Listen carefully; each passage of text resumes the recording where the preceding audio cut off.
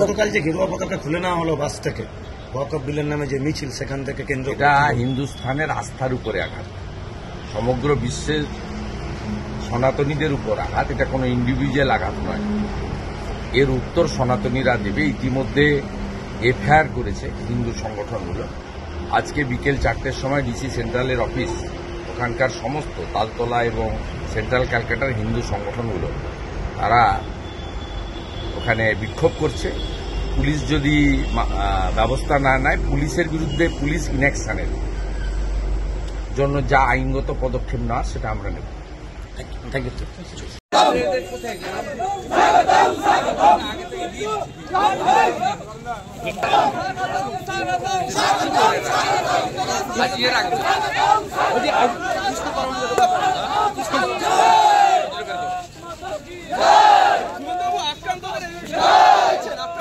জনকে আমরা সরকার মাত্র 1000 টাকা, আমি নিতে না বলি যা এদের ড্যামেজ হয়েছে থাকবেন, খুব কষ্টে আছেন আমরা জানি। বেশ কয়েকটা রাত্রে কষ্টে কেটেছে আপনারা। না না, ভীষণ ভীষণ কষ্টে ছিলেন মারা। ঠিক আছে, ঠিক আছে। কোথায় গেল আমাদের লোক? কোথায়?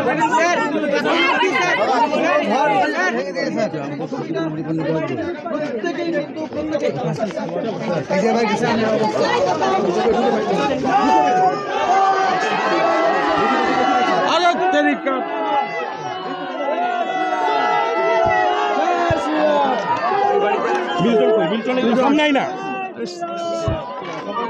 পছন্দ আছিস? হ্যাঁ হ্যাঁ,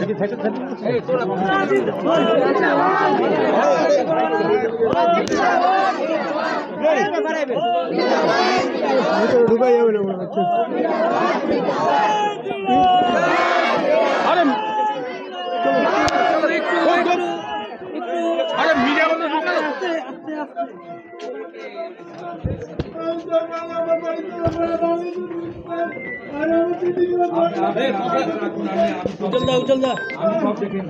শুভেন্দু ঢুকে গেছে, দিচ্ছি দিচ্ছি দিচ্ছি। হ্যাঁ, পৌঁছে গেছে পৌঁছে গেছে।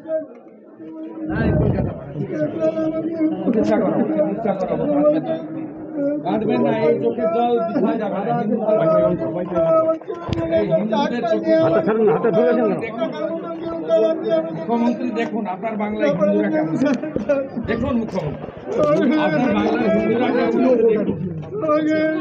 বুমটা নিচে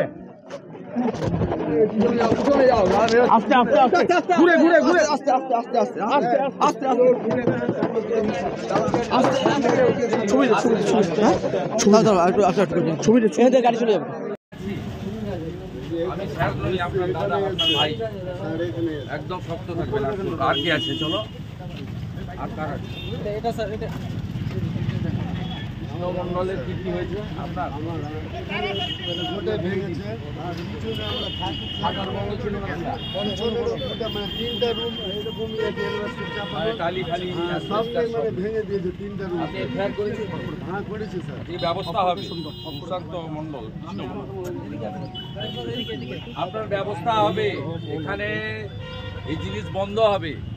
আমি এগুলো আগেও বন্ধ করেছি, মমিনপুর, ইকবালপুর, ডালখোলা, করছে, কিন্তু মুখের ভাষাটাও অতিরিক্ত খারাপ করছে। আমার তো বক্তব্য, কারো আস্থায় আঘাত লাগলে সে থানায় গিয়ে কমপ্লেন করে। উই ল অ্যাবাউট পিপল, আমাদের কারোরই অধিকার নেই কাউকে আঘাত করা, কিন্তু এইভাবে নিরীহ লোকদের উপরে, বেছে বেছে হিন্দু লোকেদের উপরে এই জিনিস করা ঠিক নয়। আর কি আছে? আর কার ক্ষতি?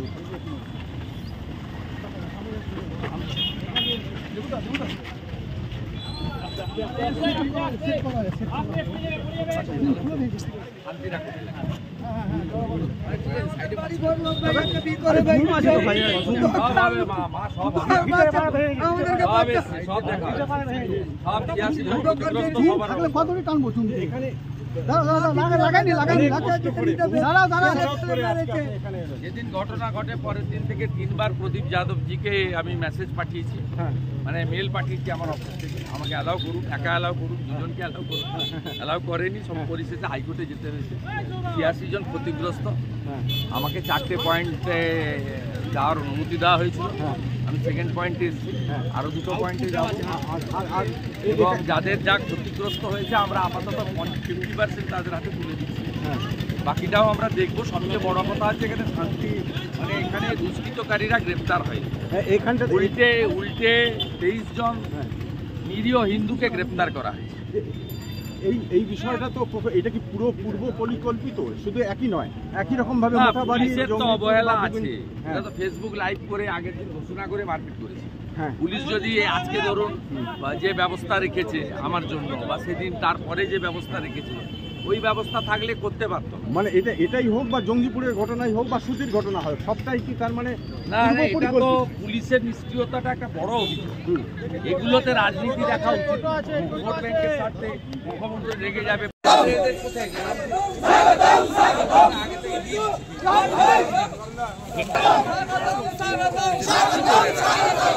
বাজিয়ে রাখবে।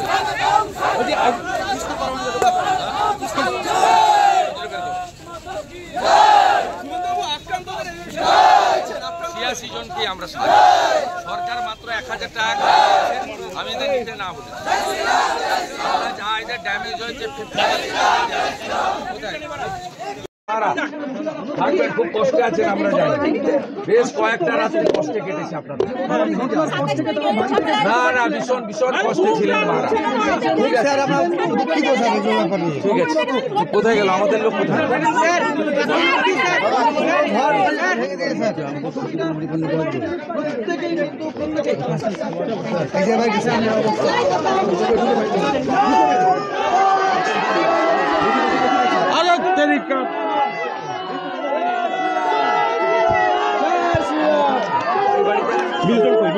সামনেই না প্রশান্ত আছিস? হ্যাঁ হ্যাঁ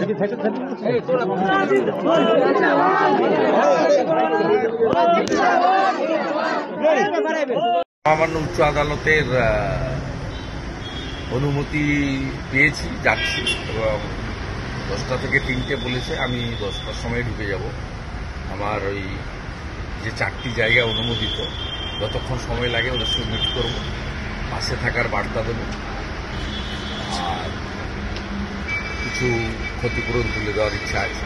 দাদা, কালকে কলকাতার মৌলারিতে যে আমি যেদিন ইনসিডেন্ট ঘটে তার পরের দিন থেকে এখানকার এসপি প্রদীপ যাদবকে 3বার মেল করেছি আমার অফিস থেকে। আমার পিএস যিনি আছেন প্রদীপ চ্যাটার্জি, তিনি 3বার মেল করেছেন, রেসপন্স করেননি। আমি প্রথম দিন থেকেই নির্যাতিত, পীড়িত, ক্ষতিগ্রস্তদের পাশে থাকার চেষ্টা করেছি। এরা আসতে দেয়নি, তাই বাধ্য হয়ে যে পথে গেলে হবে। এরপরেও কোর্টে এরা বলছিল যে আমরা ওনাকে 15 তারিখের আগে অ্যালাউ করব। আমি হাইকোর্টের কাছে খুশি। হাইকোর্ট এটা আমাকে 81তম দিল। 81। কালকে হনুমান জয়ন্তীর একটা মিছিল আছে বিকালে কলকাতায়, সেটাও পারমিশন দিয়েছে। ওটা হলে 82 হবে।